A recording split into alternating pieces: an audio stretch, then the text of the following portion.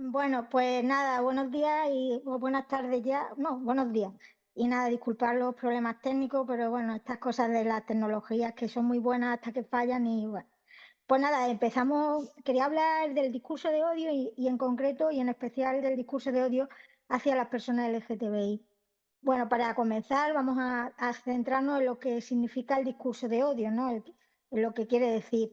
Según la ECRI, la Comisión Europea contra el Racismo y la Intolerancia, el discurso de odio comprende todas las formas de expresión que propagan, incitan, promueven o justifican el odio racial, la xenofobia, el antisemitismo y otras formas de odio basadas en la intolerancia, entre otras la intolerancia expresada por el nacionalismo agresivo y el etnocentrismo, la discriminación y la hostilidad contra las minorías, los inmigrantes y las personas de origen inmigrante.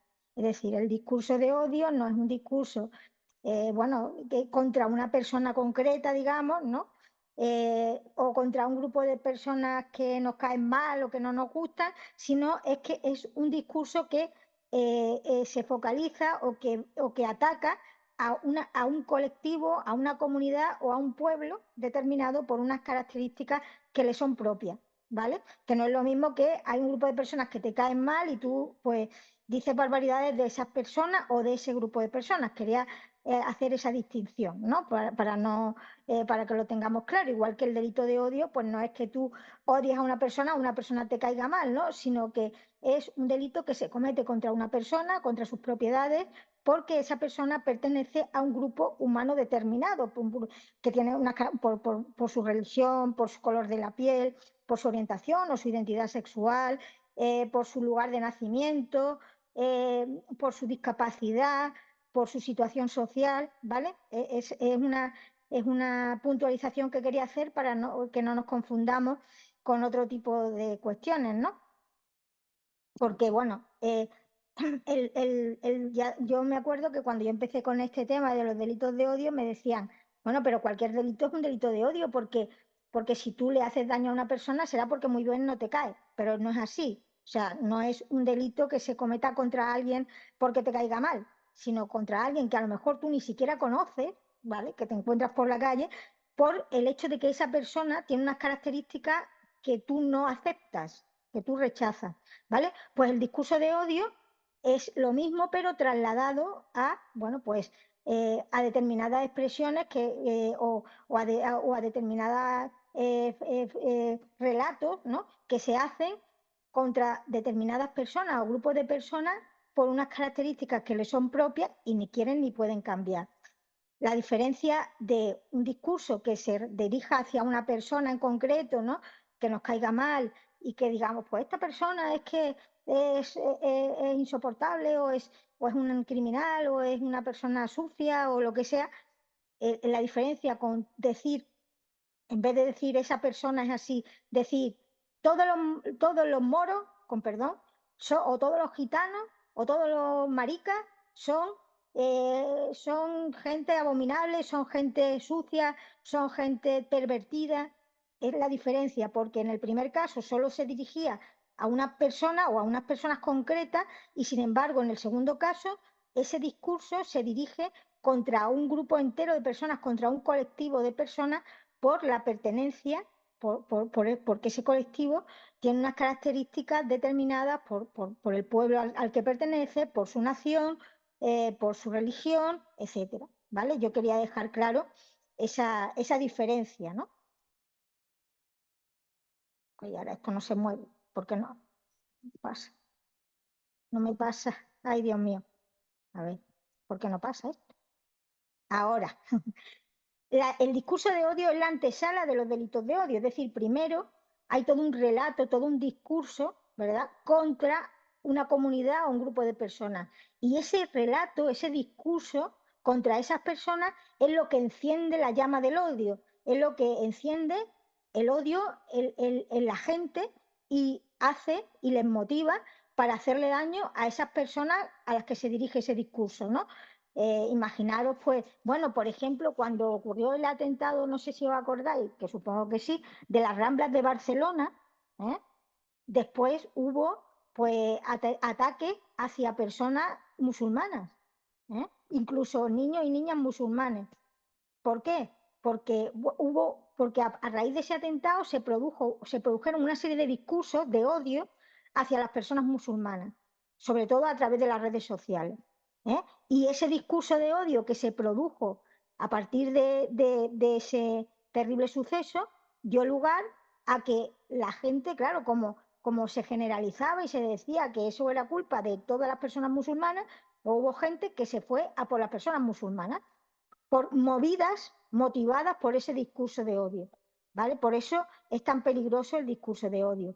El discurso de odio atenta contra valores superiores de la Constitución, como la igualdad, que está en el artículo 1, o la dignidad de la persona o las personas.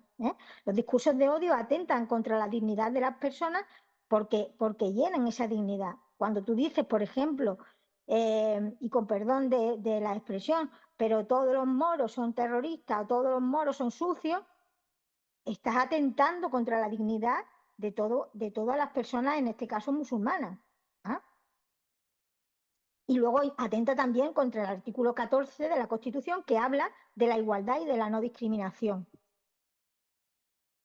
El discurso de odio está en nuestro ordenamiento jurídico, en el Código Penal, un artículo que es el artículo 510, que yo creo que es el artículo más largo del Código Penal, ¿verdad? Y en este artículo, en el 510.1, habla de incitar al odio, la hostilidad, la discriminación o la violencia. Es decir, que se castiga a toda persona que con su discurso, con lo que dice, incite al odio, la hostilidad, la discriminación y la violencia contra una persona o un grupo de personas por su pertenencia, por la pertenencia de esa persona o ese grupo de personas a un país determinado, a una comunidad determinada, a un pueblo determinado, a una religión, que tengan un a las personas que tengan un color de piel determinado, una orientación, una identidad sexual determinada o una discapacidad, por ejemplo, ¿no? O una situación social. ¿Eh? Luego, el 510.2 habla de lo que se llama injuria colectiva discriminatoria, es decir, cuando tú dices, por ejemplo, de una persona, esa mujer, ¿eh? Es una ladrona, pues eso sería una calumnia, ¿no? Pero cuando tú eh, esa calumnia o esa injuria la haces extensiva a un colectivo de personas, un pueblo, una nación, un grupo humano que esté caracterizado por su orientación o su identidad sexual, en este caso, pues sería un delito del 510.2, ¿vale? Porque sería una injuria que no solamente va contra una persona determinada, sino que afecta a todo el grupo. Imaginaros, por ejemplo, pues y con perdón, todos los negros son sucios, ¿vale? Pues eso sería una injuria colectiva discriminatoria del 510.2 del Código Penal. O, por ejemplo, hablando de las personas LGTBI, pues que todos los maricas contagian el SIDA. Eso sería una injuria colectiva discriminatoria del artículo 510.2, porque atenta contra la dignidad de todo un grupo de personas por unas características de esas personas, ¿no? En este caso, por ejemplo, por la orientación o la identidad sexual, pero también puede ser, bueno, por el pueblo al que pertenecen, el color de su piel o la religión a la que pertenezca. Este delito, bueno, y luego el 510.3 habla del ciberodio y dice que cuando estas injurias hacia un pueblo, hacia un colectivo, hacia una comunidad de personas se hace por un motivo discriminatorio, a través de las redes, las redes sociales, ¿no? O las nuevas tecnologías de la comunicación, la pena que se impone al delito del 510 de discurso de odio se aplica en su mitad superior, es decir, se aplica la parte, o sea, por ejemplo, si el delito es de 1 año a 3 años, pues se aplica siempre de la mitad para arriba, nunca de la mitad para abajo. Es decir, pues se le impondría una pena de 3 años, de 2 años y medio, pero nunca de 1, ¿vale? Este delito es uno de los delitos que se llama de peligro abstracto. ¿Y qué significa eso? Pues significa que es un delito que el de discurso de odio, el de 510, que no hace falta que de la emisión de ese discurso luego se produzca un delito de odio. Es decir, no hace falta que si alguien dice, pues todos los moros son sucios o son ladrones, por ejemplo, imaginaros, luego se produzca un ataque y hay que exterminarlos, por ejemplo, ¿no? Una barbaridad de esa, o hay que meterles una paliza, luego, después de ese discurso, se produzcan ataques contra las personas musulmanas. No hace falta, porque como eso significa un delito de peligro abstracto, que simplemente con incitar al odio, a la violencia o la discriminación contra un grupo humano, se comete el delito. Solo el hecho de decirlo, de decir, hay que exterminar a todos los gitanos, ya se comete el delito. No hace falta que luego se cometan delitos contra las personas gitanas. O todos los maricones contagian el SIDA. No hace falta que después se cree un clima de hostilidad hacia las personas LGTBI, porque simplemente con decirlo ya se comete el delito, el delito de discurso de odio, ¿no? Por ejemplo, ¿no? Bueno, y hay que tener en cuenta que el discurso de odio hacia las personas LGTBI y también, o sea, como digo, las personas LGTBI hacia cualquier grupo de personas, hacia las personas gitanas, las personas musulmanas, eh, las personas que tienen un color de piel determinado o son de un papel o son de un país determinado, pues el discurso de odio, este discurso de odio, ¿cómo se forma o por qué se crea? Pues porque existe una serie de prejuicios hacia hacia grupos humanos determinados de personas o hacia colectivos de personas determinadas. En este caso, pues vamos a hablar de las personas LGTBI y los prejuicios que puede haber, que muchas veces hay hacia las personas LGTBI, pues son pues que tienen plumas. Yo no sé si sabéis esa terminología, ¿no? Que específica, que tienen plumas significa pues estas personas que, sobre todo los hombres, ¿no? Hacia los hombres que tienen una forma de expresarse que se puede entender como femenina, ¿no? O una forma de vestir, ¿no? Determinada, pues eso se llama tener pluma, ¿no? Y entonces, bueno, pues hay gente que piensa que todas las personas LGTBI tienen una expresión, una forma de vestir determinada, una forma de hablar determinada. Por ejemplo, también hay otro prejuicio que dice que las lesbianas y los gays quieren ser del sexo contrario, y eso no es cierto, porque la orientación sexual no quiere decir que tú quieras cambiar de sexo o ser del sexo contrario. Quiere decir que te sientes atraído por personas de tu mismo sexo. Eso quiere decir, ¿vale? Que es una moda. Supongo que habéis oído hablar más de una vez. Bueno, es que esto ahora de ser gay o de ser lesbiana, o sea, es una moda. Ahora se ha puesto de moda o ser trans, ¿no? Pues no es una moda, ¿por qué? Porque a lo largo de la historia han existido siempre personas LGTBI, siempre han existido. Otra cosa es que no hayan sido visibles, bueno, pues porque las circunstancias no eran propicias, es decir, porque ha habido épocas, incluso todavía, en algunos sitios que a las personas LGTBI pues las metían en la cárcel, las torturaban, incluso las condenaban a muerte. De hecho, todavía hay 10 países en el mundo que condenan a muerte a las personas LGTBI. Por eso, pues no hay visibilidad, ¿vale? Y ahora, pues afortunadamente, por lo menos en España, hay más visibilidad porque las personas LGTBI se sienten más seguras a la hora de expresarse su orientación o su identidad, ¿vale? Pero no quiere decir que es que ahora haya y antes no había, o que ahora haya más personas LGTBI y antes había menos. Eso no es así, ¿vale? Que las personas LGTBI son más promiscuas, sobre todo esto se dice de los hombres gays, ¿no? Se dice que son más promiscuos, ¿no? Que tienen muchas relaciones o lo que sea. Pues no, hay estudios que se han hecho y no se ha demostrado que las personas LGTBI, en especial esto se dice de los hombres gays, sean más promiscuos, tengan más relaciones sexuales o más relaciones que las personas heterosexuales, ¿vale? Que las personas LGTBI no son aptas para formar una familia. Eso también es un prejuicio, ¿no?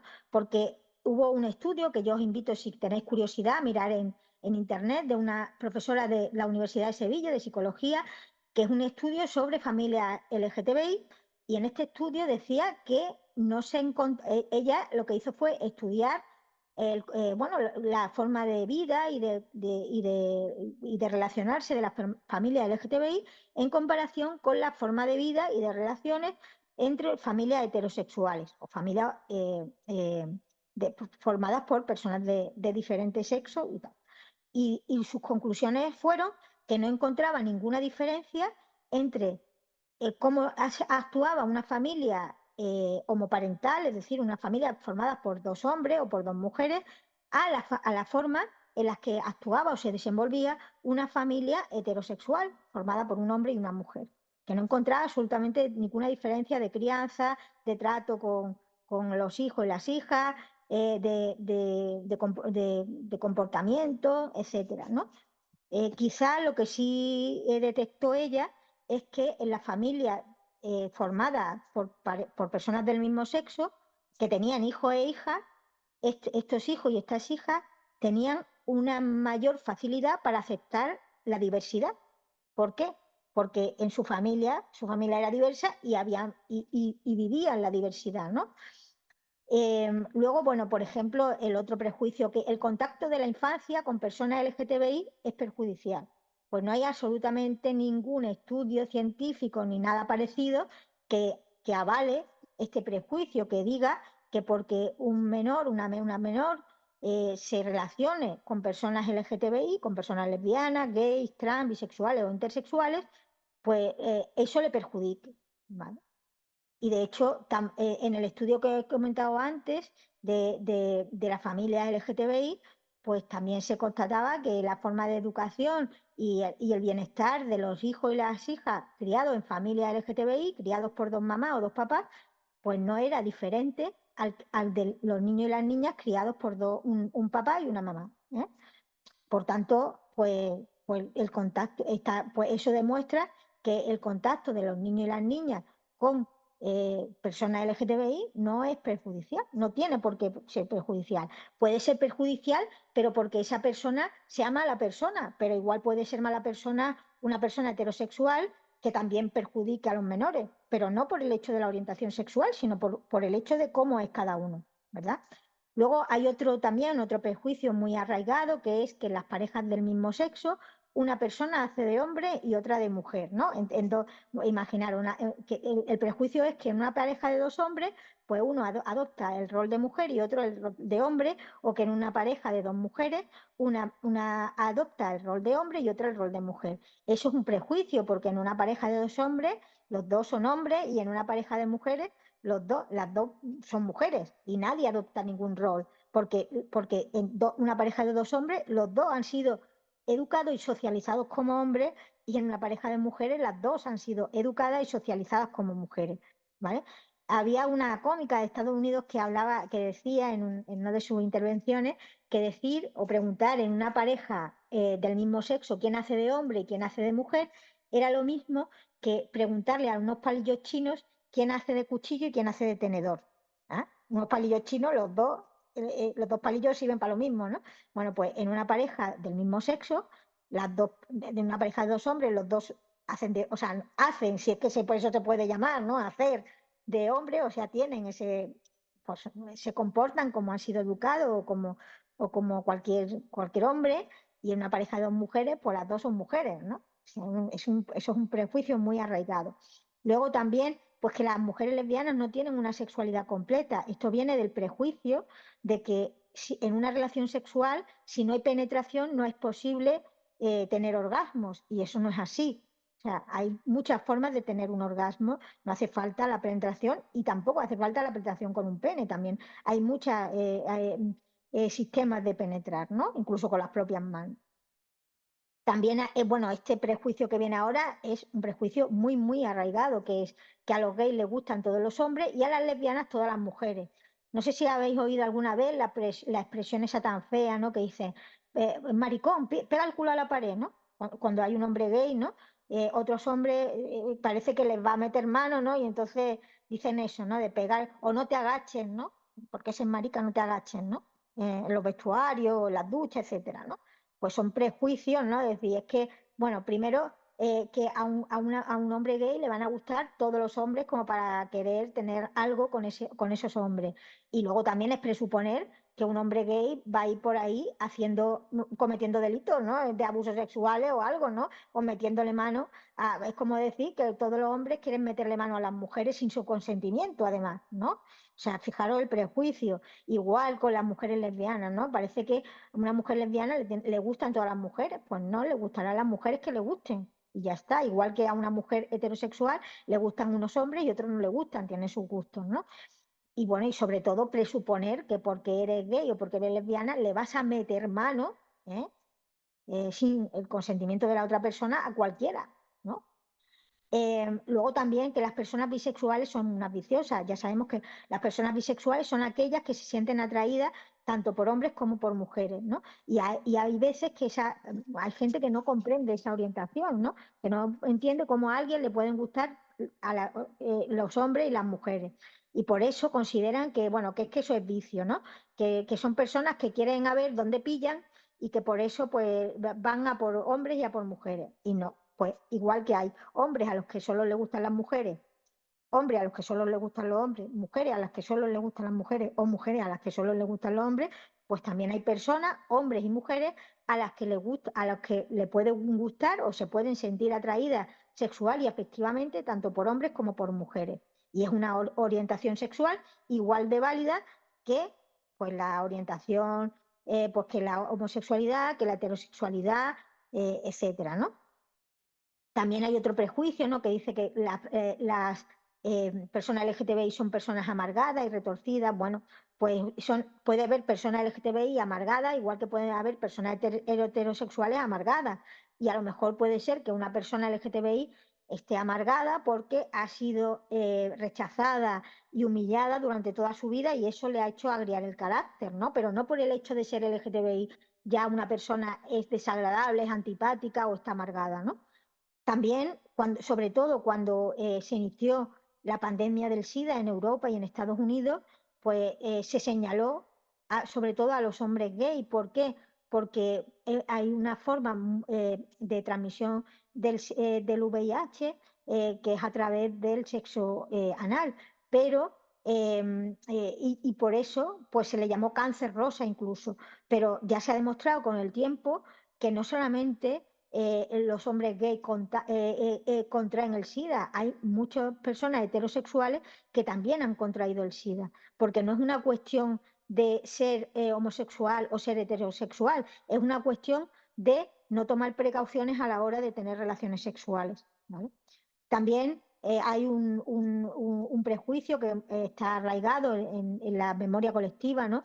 Que es que la homosexualidad, o sea, que las personas LGTB son personas antinaturales, ¿eh? Que es antinatural ser gay o ser lesbiana, ser trans. Sin embargo, en la naturaleza está estudiado que hay más de 1.700 especies que tienen comportamientos homosexuales, ¿no? Con lo cual, bueno, y os hablo de estos prejuicios porque de ahí surge el discurso de odio, de los prejuicios, y por eso calan los discursos de odio en la gente, porque la gente tiene esos prejuicios y basta que alguien diga una barbaridad sobre las personas LGTBI, por ejemplo, el ejemplo que puse antes, ¿no? De todos los gays o todos los maricas transmiten el SIDA. Pues eso viene de uno de los prejuicios de los que hemos hablado antes, ¿no? La gente se lo cree porque tiene esos prejuicios en la cabeza. Entonces, ¿cómo podemos evitar o cómo podemos erradicar el discurso de odio? Pues rompiendo esos prejuicios, desmontando los prejuicios. Es muy importante desmontar los prejuicios para que el discurso de odio no cale en la sociedad. Y también es muy importante para no tener prejuicios, en este caso hacia las personas LGTBI, conocer realmente la realidad de las personas LGTBI, porque si tú realmente conoces pues todas estas cosas que os he contado, ya esos prejuicios que tienes en la cabeza porque te lo han ido transmitiendo de generación en generación y porque están en la mente colectiva, se te deshacen. Y al deshacerte esos prejuicios, cuando tú escuches un discurso de odio, en este caso, por ejemplo, hacia las personas LGTBI, no te van a calar porque tú sabes que eso no es verdad, que eso está basado en prejuicios. ¿Eh? Bueno, bueno, hay un tribunal que se llama el Tribunal Europeo de Derechos Humanos, que es un alto tribunal, es el tribunal más alto que hay en Europa para resolver conflictos, ¿eh? Y este tribunal pues dicta sentencias sobre los casos que le llegan. Para llegar a este tribunal, ya os lo cuento, pues tú tienes, cada país, o sea, cualquier persona de un país puede ir al Tribunal Europeo de Derechos Humanos a reclamar un derecho que le es vulnerado. Cualquier persona, de las que estáis oyendo esta charla, cualquiera puede ir al Tribunal Europeo de Derechos Humanos. Pero para ir a ese tribunal, lo que se exige es que tenéis que agotar todas las vías judiciales de vuestro país. En este caso, por ejemplo, pues si una persona se siente atacada en su dignidad por un discurso de odio, pues tendrá que ponerle una denuncia a quien haya hecho ese discurso de odio. Si imaginaros que se absuelven a esa persona, que si dicen que es inocente y tú no estás de acuerdo, pues tú te vas a la audiencia provincial de tu ciudad para recurrir y para a ver si te hacen caso ese tribunal. Ese tribunal tampoco te da la razón. Entonces te vas al Tribunal Supremo, ¿eh? Para ver si el Tribunal Supremo si te da la razón de que te han humillado por ser quien eres.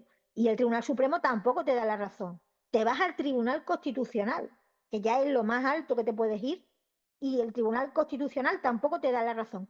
Entonces, después de haber ido a todos esos tribunales, es cuando tú puedes irte al Tribunal Europeo de Derechos Humanos y en este caso, porque se trata de un tema LGTBI, pues puede decir, oiga, mire usted, es que a mí me han humillado, una persona o tal, me humilló por ser LGTBI y yo lo denuncié, pero en mi país ningún tribunal me ha hecho caso.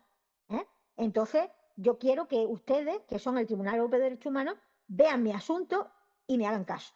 ¿Vale? No sé si me he explicado bien de lo que es el Tribunal Europeo de Derechos Humanos y de cómo hay que llegar ahí, ¿vale? Pero tienes que pasar por todo eso, por todas esas instancias, también te digo con el tema LGTBI como con cualquier tema, no solamente de discurso de odio, sino con cualquier tema, ¿vale? Que vosotros recurráis a la justicia y no os hagan caso y vayáis a todas las instancias de España que hay judiciales y no hagan en ningún sitio caso. Entonces ya cuando ya no podáis ir a ningún sitio en España más, a ningún tribunal más, pues os podéis ir al Tribunal Europeo de Derechos Humanos, ¿vale? Eso os lo digo así en general, ¿no?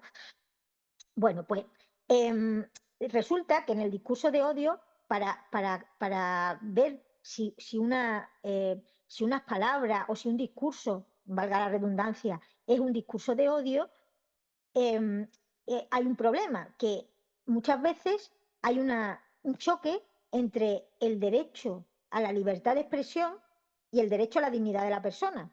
¿eh? A veces chocan. ¿Por qué?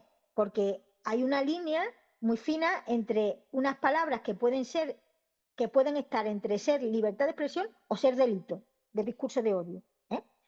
Entonces, en nuestro país, ¿no?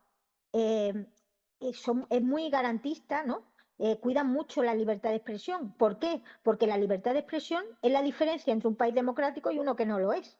Es lo que caracteriza un sistema democrático. De hecho, el derecho a la libertad de expresión es un derecho fundamental que está en el artículo 20 de la Constitución.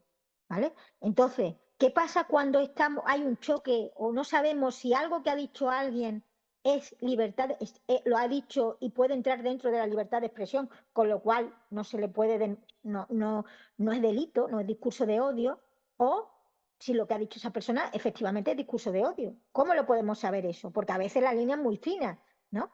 Nuestro país, el Tribunal Supremo dice que cuando hay dudas entre si nos encontramos ante un discurso de odio o ante el ejercicio de la libertad de expresión, siempre primará la libertad de expresión. ¿Por qué? Por lo que os he dicho, de que en un país democrático la libertad de expresión está muy protegida y es la marca que diferencia, una de las marcas que diferencia un país democrático de uno que no lo es. Entonces, si imaginaros, vosotros vais a denunciar que un discurso de odio hacia vuestro colectivo, ¿no? Y pues el tribunal, y no hacen caso y llegáis al Tribunal Supremo o incluso en el primero, en el juzgado de lo penal, ¿no? Cuando el juez de lo penal o la jueza de lo penal se vea delante, pues, bueno, este señor dice que le han humillado por un discurso de odio de este señor, ¿no? O de estas personas. Y le han humillado porque por su raza o por su etnia, por su pueblo o por su orientación sexual, le han humillado. Pues, y la otra parte dice, no, no, yo estaba en el uso de mi libertad de expresión. ¿Mm? Pues el juez, si tiene alguna duda, o la juez, si tiene alguna duda de si eso que se ha dicho es libertad de expresión o es un discurso de odio, siempre, por lo que dice el Tribunal Supremo, tiene que decidir que eso es libertad de expresión, ¿vale? Si no tiene dudas de que eso es un discurso de odio, pues nada, condenará y ya está. Pero si tiene dudas, tiene siempre que, que decantarse por que eso forma parte de la libertad de expresión. El Tribunal Europeo de Derechos Humanos, que ya os he dicho a lo que se dedica y tal, estableció unas pautas, ¿eh? Una serie de cuestiones que podemos analizar para ver si cuando escuchamos algo estamos en el ejercicio, una persona está usando su libertad de expresión o realmente está incurriendo en un discurso de odio. ¿Eh? ¿Y cuáles son esas pautas o esos criterios que dio el Tribunal Europeo de Derechos Humanos? Pues dijo, vamos a ver, cuando tengamos delante un discurso que nos parezca que no es libertad de expresión o que dudemos, ¿no? Pues tenemos que ver el contenido, qué dice el discurso, ¿eh? Lo primero. La forma en la que se emite ese discurso, ¿no? Si se hace por escrito, si se hace a través de la televisión, si se hace en un espacio cerrado con unas cuantas personas o incluso en un espacio abierto pero que no se graba o que se graba y se sube a las redes sociales, con lo cual tiene mucho más impacto, ¿no? Como yo decía antes, ¿no? Del 510.3, ¿no? Que castiga más el Código Penal cuando se hace a través de las redes sociales. ¿Por qué? Por el mayor impacto que puede tener, o sea, o la mayor proyección a la mayor gente que va a llegar ese discurso, el tipo de autor, porque no es lo mismo que yo, que soy una persona anónima, diga una barbaridad, o diga aquí, yo qué sé, una barbaridad, o la diga en un bar, o la diga en la playa, o yo qué sé, que la diga, que esa barbaridad, ese discurso de odio, lo emita un representante político, un representante religioso, porque tiene más capacidad esa persona, por su cargo, tiene más capacidad de influir en la gente con su discurso, ¿vale? Y también hay que ver la intención. ¿Qué intención tenía esa persona cuando emitió ese discurso, ¿no? Eh, bueno, pues porque, bueno, pues puede ser, por ejemplo, un humorista que haga un discurso o sea, que diga, haga un chiste, el chiste no o sea, el chiste, pues a lo mejor nos pueda parecer homófobo o nos pueda parecer antigitano o islamófobo, pero esa persona no tenía la intención de, de, de, de, de- de incitar al odio. Lo que tenía intención es de hacer humor, aunque no tenga ninguna gracia, ¿no? Y el Tribunal Supremo dice que, bueno, que quedan fuera del discurso de odio, por ejemplo, pues esos chistes de los humoristas porque no tienen la intención de incitar al odio, sino de hacer humor, aunque no tenga ninguna gracia, ¿no? Y luego también hay que examinar el impacto que tiene ese discurso sobre el contexto, ¿no? ¿Cómo ha afectado o cómo ha calado ese discurso en la gente? Y eso, por ejemplo, lo podemos ver muy bien en las redes sociales. No es lo mismo que una persona que tenga 5 seguidores en X, por ejemplo, en X, diga una barbaridad, diga un discurso de odio, algo que pueda ser discurso de odio, o diga, pues los moros hay que mandarlo, hay que pegarle y mandarlo a su país, que lo diga una persona que tenga 1 millón de seguidores, porque el impacto que tiene esa persona con su mensaje a su 1 millón de seguidores, que ya sabemos que ese millón luego se ramifica a otros tantos, porque cada seguidor de esos millones tendrá a su vez otros tantos, que el otro que ha dicho una barbaridad, que es discurso de odio, pero solo tiene 2 seguidores, porque eso tiene poco recorrido, porque por mucho que esos 2 seguidores tengan a su vez muchos seguidores, no puede ser lo mismo que el que tiene 1 millón de seguidores. ¿Eh? Hay una sentencia sobre el discurso de odio y las personas LGTBI, que es, por ejemplo, esta de Bigland y otros contra Suecia, que dice que, bueno, que la discriminación basada en la orientación sexual es tan grave como la discriminación basada en la raza, el origen o el color de la piel de la persona, ¿no? Y el Tribunal Constitucional, ¿qué ha dicho, ¿no? Sobre el discurso de odio? Pues el Tribunal Constitucional, en esta sentencia, en una sentencia de Violeta Friedman o el caso Makoki, dice que ni el ejercicio de la libertad ideológica ni la de expresión pueden amparar manifestaciones destinadas a generar sentimientos de hostilidad contra determinados grupos religiosos o sociales. Eso dice el Tribunal Constitucional, que el discurso de odio no puede estar amparado nunca en la libertad ideológica ni en la libertad de expresión. Y ya sabemos pues los criterios que podemos seguir cuando tengamos dudas, ¿vale? Pero cuando ya no nos quede duda de que eso no era libertad de expresión, es discurso de odio, y el discurso de odio no jamás está amparado en la libertad de expresión. Esta mujer, Violeta Friedman, de esta sentencia que he dicho yo antes, era una mujer judía que vivía en Hungría con su familia, eran húngaros, y entonces, bueno, pues no le dio tiempo a huir de la persecución nazi y los metieron a ella, a su hermana y a sus padres en un campo de concentración. Sus padres y su hermana fueron asesinados allí y ella sobrevivió.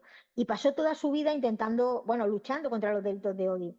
Y un día, pues lee en la revista Tiempo que un criminal nazi que se llamaba León de Grel, pues le han hecho una entrevista en ese medio, en esa revista, y el hombre pues no ha tenido otra cosa que negar el genocidio, el holocausto nazi, decir que todo eso fue mentira y que él veía a los judíos vivitos y coleando por la calle. Claro, esta mujer que había sido víctima del holocausto, pues se enfadó muchísimo y le puso una demanda por vulneración del derecho a su honor a la revista Tiempo, que es donde habían hecho esa entrevista. Ella perdió en primera instancia, perdió en apelación, perdió en el Tribunal Supremo y llegó al Tribunal Constitucional. Y el Tribunal Constitucional le dio la razón, porque lo que decían los abogados de la revista Tiempo le decían dos cosas. Decían, pero bueno, esta señora, ¿quién es para poner una demanda contra su derecho a su honor si nosotros no la hemos mencionado para nada en la entrevista? ¿No? Eh, y entonces, bueno, pues lo que dijo el Tribunal Constitucional fue muy importante porque dijo que efectivamente a esta señora no se la había mencionado en la entrevista, pero sí se había mencionado a las personas judías víctimas del holocausto y ella era una persona judía víctima del holocausto. Por lo tanto, habían atentado contra su derecho a su honor por ser judía y víctima del holocausto. Eso, por ejemplo, imaginaros que alguien dice, pues todos los maricas, pues lo que decía antes, todos los maricas contraen el SIDA. Pues cualquier persona gay podría poner a quien ha dicho eso una demanda por vulneración del derecho a su honor. Porque aunque no le haya mencionado con nombre y apellido a esa persona que le pone la demanda, pero él es gay y por tanto ese discurso de odio le afecta también. Y eso viene de ahí, de esta sentencia de Violeta Friedman tan importante. Esta es la otra sentencia que yo decía del caso Makoki. Makoki era una publicación, un cómic, que no tuvo otra cosa que hacer una portada, hacer esta portada. Esta portada ya veis que es una persona que va a entrar en una ducha, que, bueno, las duchas, no sé si sabéis que las cámaras de gas les llamaban duchas, ¿no? Porque a la gente en los campos de concentración, a tanta gente que eran, no les podían decir, no, mételo aquí, que es la cámara de gas, porque es que se hubieran revelado. Les decían que se iban a duchar y una vez allí los mataban con gas, ¿no? Bueno, pues la portada es una persona entrando en una cámara de gas y comprando jabón al agente de la SS, al soldado de la SS. Y ya sabéis, no sé si sabéis, que decían que con la grasa de las personas asesinadas en las cámaras de gas hacían jabón. Entonces, cuando salió esta portada, pues hubo gente que demandó a esta revista, ¿no? Diciendo bueno, que esto no era libertad de expresión, que esto era un ataque contra la dignidad de las víctimas y en este caso sí que se les dio la razón, ¿eh? De que, bueno, pues que esto no estaba amparado en la libertad de expresión. Luego, bueno, ya os he contado lo de las dudas. Bueno, y luego el Tribunal Supremo en España también dictó una serie de criterios basados también en los criterios que ya hemos visto antes del Tribunal Europeo de Derechos Humanos para cuando tengamos dudas de si... Bueno, pues, y llegamos al tema de los insultos. El tema de los insultos es un tema complicado. ¿Por qué? Porque resulta que a partir del año 2015, de la entrada en vigor del Código Penal, de la reforma del Código Penal del año 2015, los insultos están despenalizados en nuestro Código Penal, ¿vale? Ya que te llamen hijo de puta, antes podía ser una injuria leve, ¿no? Un delito leve de injuria, pero a partir de 2015 Pues si te llaman cabrón o hija de puta o gilipollas, eso ya no es o sea, lo puedes denunciar, pero te lo van a archivar, ¿vale? Porque a partir de 2015 los insultos no son delitos, ¿vale? Pero, claro, tenemos que ver que todos los insultos no son iguales, ¿eh? Y hay insultos que realmente son injurias discriminatorias y que ya, o sea, traspasan el límite de la libertad de expresión, ¿vale? Eh, Sobre todo los insultos discriminatorios, porque bueno, como os he puesto ahí, pues no es lo mismo que te llamen gilipollas a que te llamen maricón o que te llamen bollera. ¿Por qué? Porque bueno, gilipollas es una... Pero cuando te llaman maricón o cuando te llaman bollera, por ejemplo, o bujarra o tortillera, en fin, o travelo, lo- es un insulto que atenta contra quien eres, o sea, porque bueno, gilipollas también podría ser contra quien, pero que no solamente te afecta a ti, sino que hace referencia al grupo al que tú perteneces. ¿Eh? Por eso, los insultos discriminatorios son distintos a un insulto común, ¿no? De, pues eso, hijo de puta, gilipollas, etcétera. Digo maricón o bollera como puede decir moro de mierda, por ejemplo, ¿no? O, o subnormal, profundo, tal, ¿sabes? Cosas así, cosas que no solamente afectan a la persona insultada, sino que afectan a todas las personas que pertenecen o gitano de mierda, ¿eh? A todo el colectivo de la víctima. Y eso entraría dentro, ¿os acordáis que yo hablaba del 510-2A, que hablaba de la injuria colectiva discriminatoria? Eso es los insultos discriminatorios al final son injurias colectivas discriminatorias, ¿no? Por eso la Fiscalía General del Estado, la Fiscalía que, sobre todo la que se dedica a los delitos de odio, ha determinado que los insultos discriminatorios sí que son delitos, porque es un atentado a la dignidad de una persona por ser quien es, ¿vale? Además, los insultos hacia, tanto, bueno, en este caso hacia las personas LGTBI, sirven como una forma de control social. ¿Por qué? Porque si tú, imagínate que, bueno, pues no quieres, o sea, no quieres que te insulten porque eres, porque sabes, o sea, sabes que si haces determinadas cosas o cuentas algo de tu vida personal, eh, o dices algo que pueda relacionarte con tu orientación sexual, te van a insultar. Con lo cual, hace que la persona LGTBI o sea, no se exprese como tiene derecho a expresarse y no viva como tiene derecho a vivir y no haga lo que tiene derecho a hacer. ¿Por qué? Porque sabe que si vive como tiene derecho a vivir, hace lo que tiene derecho a hacer o viste como tiene derecho a vestir, le van a insultar. Y le van a insultar delante de la gente, en su trabajo, le van a insultar en medio de la calle y se va a sentir humillado en su dignidad. Por eso los insultos discriminatorios son una forma, y sobre todo los insultos discriminatorios hacia las personas LGTBI son una forma de control hacia las personas LGTBI. ¿Vale? ¿Cuáles son los agentes que son más potentes para el tema de los discursos de odio LGTBI, que tienen más impacto sobre la gente? Los líderes políticos, los líderes religiosos, las organizaciones sociales, los medios de comunicación y después los particulares. O sea, eso es un poco el organigrama de quién es más, quién tiene más potencia para hacer llegar esos discursos de odio a la ciudadanía, ¿no? Los líderes políticos, los líderes religiosos, las organizaciones sociales, los medios de comunicación y los particulares, ¿no?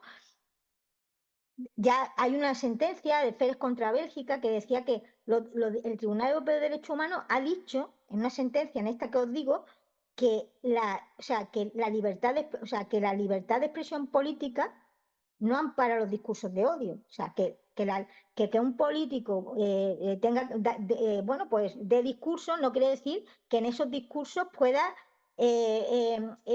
emitir odio, ¿no? O sea, porque eso no está amparado en su libertad de discurso político. Luego, bueno, pues ahí, hacia el discurso, bueno, tenemos el discurso de odio hacia la infancia, que puede afectar a la infancia LGTBI, ¿no? Eh, ¿por qué? Porque cuando habla de maricones, bolleras, tortilleras, travelos. Tenemos que tener en cuenta que también hay menores LGTBI, ¿eh? Y tenemos que tener en cuenta lo que se llama el interés superior del menor.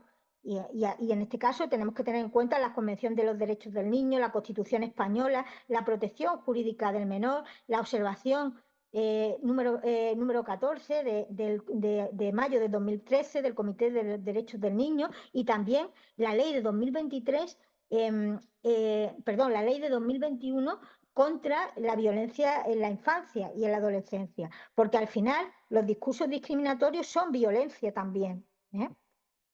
Y los insultos discriminatorios son violencia, ¿vale?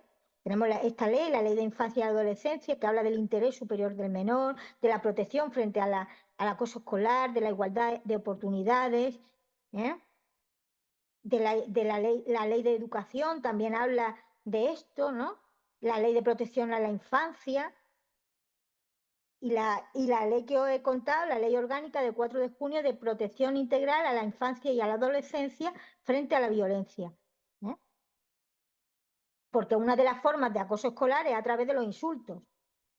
Y luego tenemos, porque además después del discurso de odio homofóbico viene el bullying homofóbico.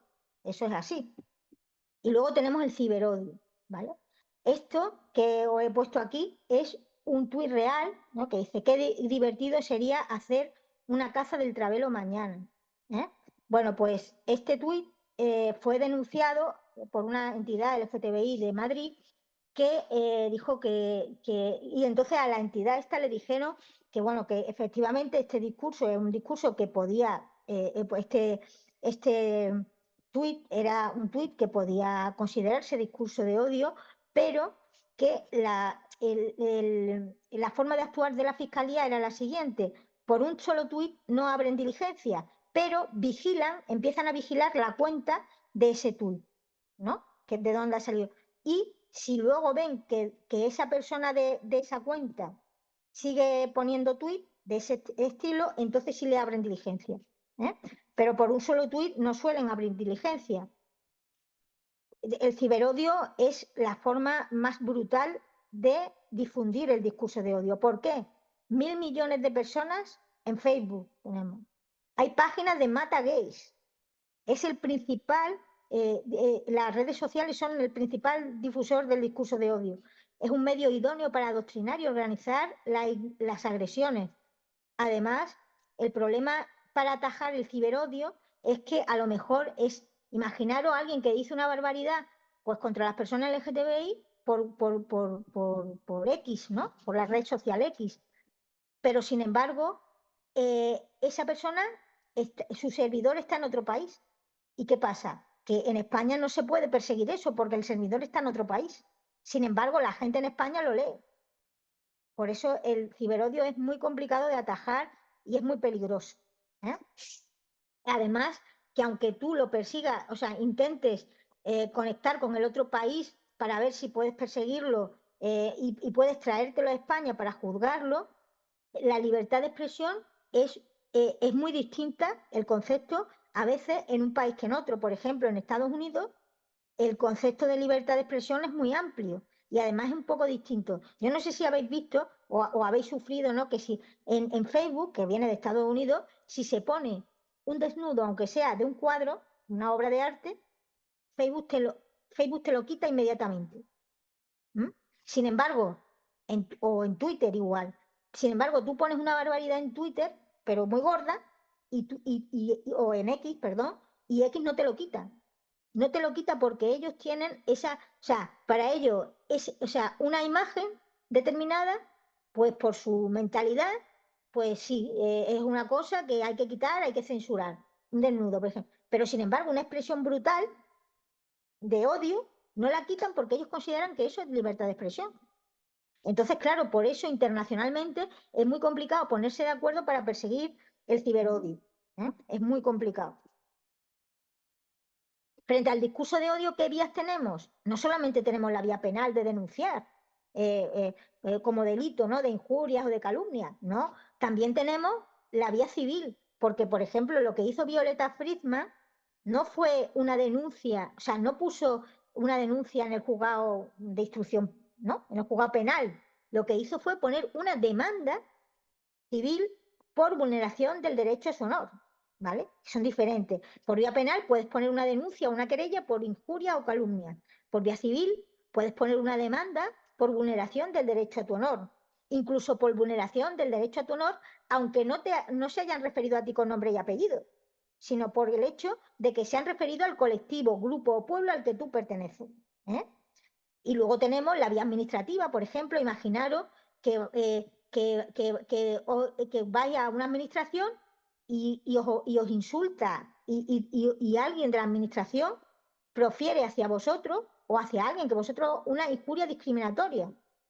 Pues podéis ponerle un recurso de responsabilidad patrimonial de la administración, porque hay un anormal funcionamiento de la administración, porque hay un funcionario, una funcionaria pública o un trabajador, una trabajadora pública que ha actuado mal, ¿eh? Y te ha proferido un insulto discriminatorio. Y de eso también tiene que responder la administración para la que trabaja ese funcionario o esa trabajadora, ¿eh?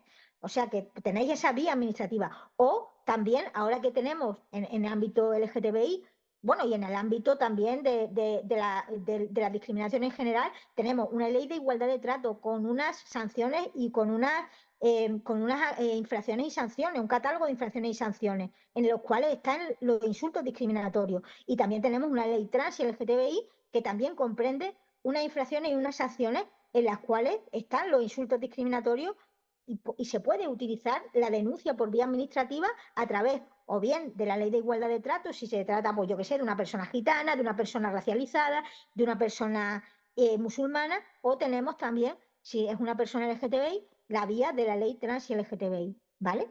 Esa vía administrativa la tenemos. Y luego tenemos la vía social. Imaginaros que en nuestro trabajo nos profieren insultos discriminatorios, ¿eh? Por ser quienes somos. Pues podemos acudir. Bueno, primero, pues podemos intentar que nos hagan caso nuestra empresa, ¿no? Pues podemos ir al comité de empresa a decir lo que pasa, ¿no? Que alguien o una persona o varias personas nos están ofendiendo por un motivo discriminatorio. Eso lo podemos hacer. Si la empresa es quien profiere esos insultos discriminatorios, ¿eh? O ese discurso discriminatorio, podemos ir a la inspección de trabajo. Y ya en unas malas podemos interponer una demanda contra la empresa si no nos hace caso ante la jurisdicción social. Imaginaros, ya veis que ante el discurso de odio no solamente está la vía penal de denuncia o por injuria o calumnias, sino también o por delito del 510.2a, ¿no? de injuria discriminatoria, sino también tenemos la vía civil, demanda por vulneración del derecho al honor, la vía administrativa, a través de las leyes de igualdad que tenemos o a través de un procedimiento de responsabilidad patrimonial de la administración, y la vía social a través o bien del comité de empresa o bien de la inspección de trabajo o bien de la jurisdicción o de una demanda ante la jurisdicción social, ¿vale? Tenemos todas esas vías que muchas veces la gente se va de cabeza al juzgado de guardia, ¿no? Al tema penal, pero a veces pues, se puede solucionar también de otras maneras, ¿no? Y cómo se pueden desactivar esos prejuicios que son los que llevan al discurso, o sea, los que hacen que llevan al discurso de odio o llevan a creerse los discursos de odio. Bueno, pues Sócrates o Pitágoras hablaban de conocerse a sí mismo, ¿no? Conócete a ti mismo y conoce a los demás, ¿no? Porque conociendo a la otra persona es como se derriban los prejuicios. A ti pueden decirte barbaridades de las personas LGTBI, de las personas musulmanas, de las personas gitanas, de las personas racializadas, pero si tú te molestas en conocer a esas personas, esos prejuicios que tú tienes se destruirán. ¿Eh? Informarse sobre esto, pensar antes de decir barbaridades, evitar aceptar lo primero que se nos pase por la cabeza, lo primero que nos digan sobre las personas, abrir la mente y salir de nuestra zona de confort social y grupal para quitarnos esos anteojos de los prejuicios, sentido de la compasión, practicar una mirada lúcida hacia los demás, ¿no? Ponernos en el lugar de los demás, de las otras personas, desarrollar la empatía, ponerse en el lugar del otro, reaccionar ante los prejuicios, significarse ante los prejuicios. Aunque nosotros no nos veamos afectados por esos prejuicios que oigamos, como sabemos que son mentiras y sabemos que esos prejuicios hacen mucho daño, hacer algo, no quedarnos callados frente a eso. ¿eh? También visibilizar, o sea, crear escuelas y que las escuelas, los colegios, sean lugares donde la gente, o sea, donde los niños, las niñas, los adolescentes puedan avanzar en abrir su mente a la diferencia. Visibilizar la diversidad, la diversidad como motor de avance de la sociedad. Promover el rol de la cultura para retratar la diversidad pues a través de series, películas, libros, cómics, conferencias, juegos, fotografía, etcétera. Ampliar los mensajes por la diversidad, difundir los gestos que tengan los personajes públicos a favor de la diversidad y contar no solamente bueno, con la colaboración de entidades LGTBI en el caso para trabajar los prejuicios hacia las personas LGTBI, pero también con las entidades de otros sectores como bueno, pues las personas raciales, entidades que se dediquen a trabajar a favor de las personas racializadas, a favor de las personas de otras religiones, a favor de las personas con diversidad funcional, etcétera, ¿no? Trabajar con ellas para erradicar todos los prejuicios que son luego los que llevan a los discursos de odio y luego a los delitos de odio, ¿vale? Y luego las consecuencias que tienen los discursos de odio, en este caso para las personas LGTBI, son terribles, ¿no? Pues ya vemos aquí, pues en un banco, ¿no? Con la bandera del arco iris, os vamos a matar, sodomitas, degenerados a la hoguera, playas libres de maricas. Y estas son las consecuencias del discurso de odio. Estas son las consecuencias últimas del discurso de odio. ¿eh? Estas son. Gente agredida simplemente por ser quienes son. Esto, bueno, ocurrió en otro país, ¿no? Isel Durán, transexual de 19 años. Esto ocurrió en nuestro país. Alan, menor transexual, que se acabó suicidando por el bullying que sufría en su colegio por el hecho de ser un niño trans. Bueno, y Samuel, que esto ha ocurrido recientemente, no sé si os acordáis, Samuel Luis, en el 2021, que fue asesinado de una paliza por ser gay, aquí en Galicia, a la puerta de una discoteca. Eso es el resultado de los discursos de odio. Así que fijaros cómo de importante es desactivar esos discursos, luchar contra esos discursos, tener claro nuestro propio discurso para poder desactivar esos discursos, desactivar los prejuicios bueno, pues para que todo el mundo podamos vivir en paz y podamos vivir en libertad y en igualdad como nos corresponde, ¿vale? Y nada, muchas gracias y disculpar todas las vicisitudes que ha tenido esta charla porque he tenido muchos problemas. Y ya si queréis hacer algún comentario, alguna pregunta, pues estoy a vuestra disposición. Buenas, Charo. Mira, Hola. yo soy Desiree, trabajo en el proyecto Un Barrio de Todos, también de aquí de la Fundación Márgenes y Vínculos. Y, y me ha recordado mucho lo que has estado hablando, sobre todo, yo desde luego le doy mucha importancia bueno, importancia tiene todo, ¿no? Pero las redes sociales que actualmente tienen mucho peso, ¿no? En calar en los jóvenes y bueno, y en lo que no son jóvenes. Entonces, a mí me llama mucho la atención, por ejemplo, que es un dato para analizar, vamos, que por ejemplo, la página de Instagram de Vox, por ejemplo, tiene 752.000 seguidores, ¿vale? No sé, por ejemplo, el PSOE tiene 150 y el PP 170. Entonces, cuando yo entro a ese perfil de Instagram, ¿no? Aparecen unas historias abajo que están como ancladas siempre y una de las primeras que me encuentro es un símbolo de prohibido y pone Stop Islam. Y la verdad que eso me pone un poco los vellos de punta, ¿no? Porque de qué Ya, manera se está lanzando ese mensaje a la sociedad, ¿no? Como si fuera algo prohibido, algo... Es una forma negativa, ¿no? De transmitir, bueno, pues los ideales que ellos tienen o lo que sea, y la cantidad de seguidores que tiene este partido, que después no coincide, en épocas de elecciones no coincide, ¿no? Con el número de personas que lo votan, pero sin embargo, sí que tiene más seguidores, ¿no? Que el resto de partidos políticos. Y bueno, quería hacer ese hincapié en esto porque es algo que me llama bastante la atención. Y bueno, y para terminar lo que has dicho, ¿no? Que estoy totalmente de acuerdo contigo y con que el conocimiento mutuo es lo que hace que las personas pues rebajen esos prejuicios o esos prejuicios desaparezcan. Además, eso desde aquí, desde el proyecto Un Barrio de Todos, lo comprobamos habitualmente, ¿no? Porque es uno de los objetivos de nuestro proyecto y en todas las convivencias vecinales y demás actividades que hacemos, queda demostrado que eso es real. Ujú. Pues nada, pues muchas gracias. Sí, es así. Aquí tengo otra pregunta. Dice, ¿cómo repercute bajo tu punto de vista la infradenuncia en la lucha contra los delitos de odio? ¿Cómo podemos mejorar en ese aspecto? Y ¿qué deben hacer las autoridades para generar confianza en las víctimas de delitos de odio y que se animan a denunciar? Pues muy interesante, Félix, tu pregunta, porque la infradenuncia es terrible, ¿no? Según la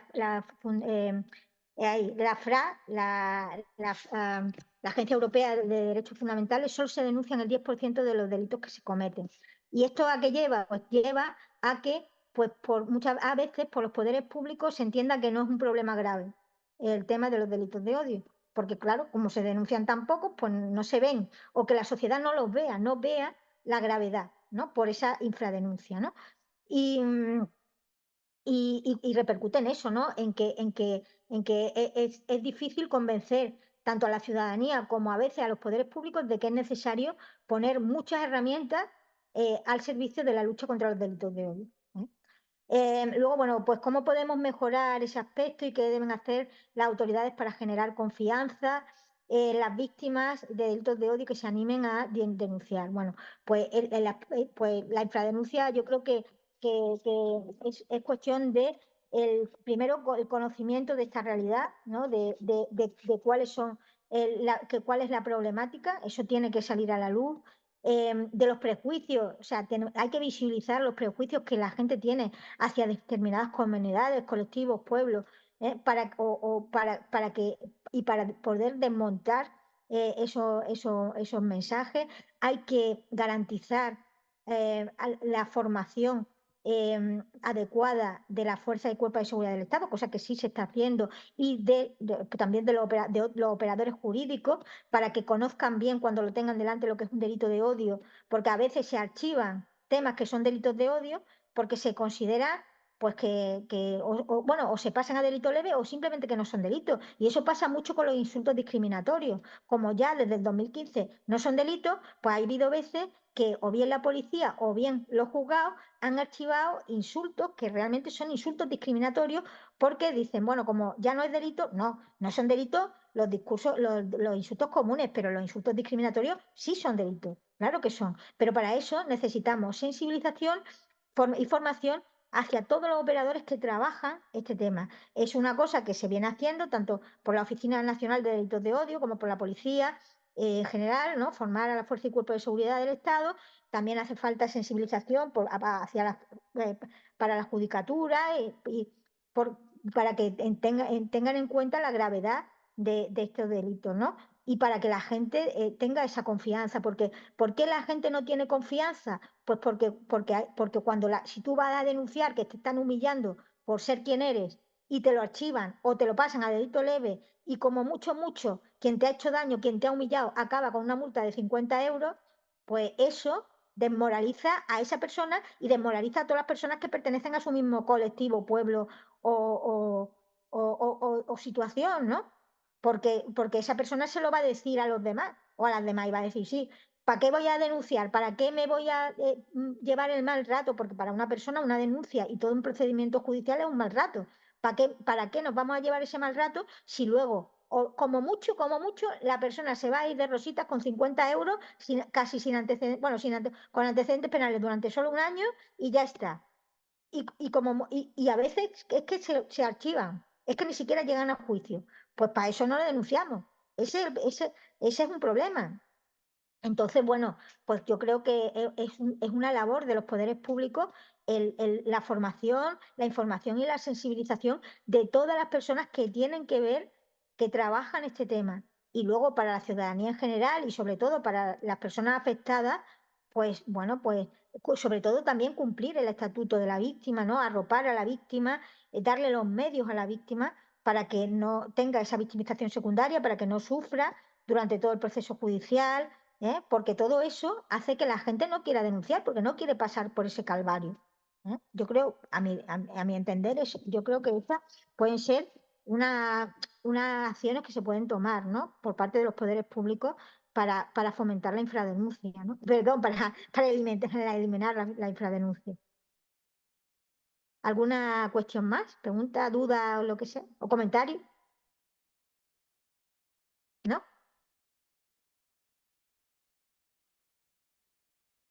Bueno, no sé, decide si tienes alguna cosa. Nada, yo agradecerte de nuevo desde la Fundación que hayas participado en esta red. La verdad que ha sido muy lucrativa y te lo agradezco mil, Charo. Pues nada, siempre un placer colaborar con vosotras, espero que os haya servido y nada, disculparme de nuevo por los problemas técnicos, que es que, pero bueno, al final por lo menos lo hemos podido hacer y Han valido la pena esos problemillas. ha salido bien. Y Ha nada, pues salido nada, muy bien, la verdad. os deseo buen viernes y buen fin de semana. Igualmente ya Muchas todas. gracias, Charo. Muchas Y bueno, gracias, cualquier Charo. duda que tengáis, os voy a dejar aquí mi teléfono y mi correo electrónico y cualquier duda que tengáis, ¿vale? De cualquier tipo, pues me escribís o me llamáis por teléfono sin problema, ¿vale? Muchísimas gracias, Ah, Charo. bueno, también os quería recordar, que no sé si lo he comentado, que hay una guía de delitos de odio de la Fundación Márgenes y Vínculos que se puede descargar de internet, ¿vale? Y también hay una guía breve también, ¿eh? A través de la página web de la Fundación Márgenes y Vínculos también tenéis acceso a esos documentos, ¿vale? Todo lo que yo he contado está en la guía grande, ¿no? En la pequeñita no, pero en la guía grande sí está, ¿vale? Yo colaboré también con la fundación para hacer esa guía y está. Bueno, aquí estoy dejando mi correo. Y Muchas pues gracias. nada, Muchísimas buen fin de gracias. semana. Hasta Buen luego. fin, que descanséis. Hasta luego.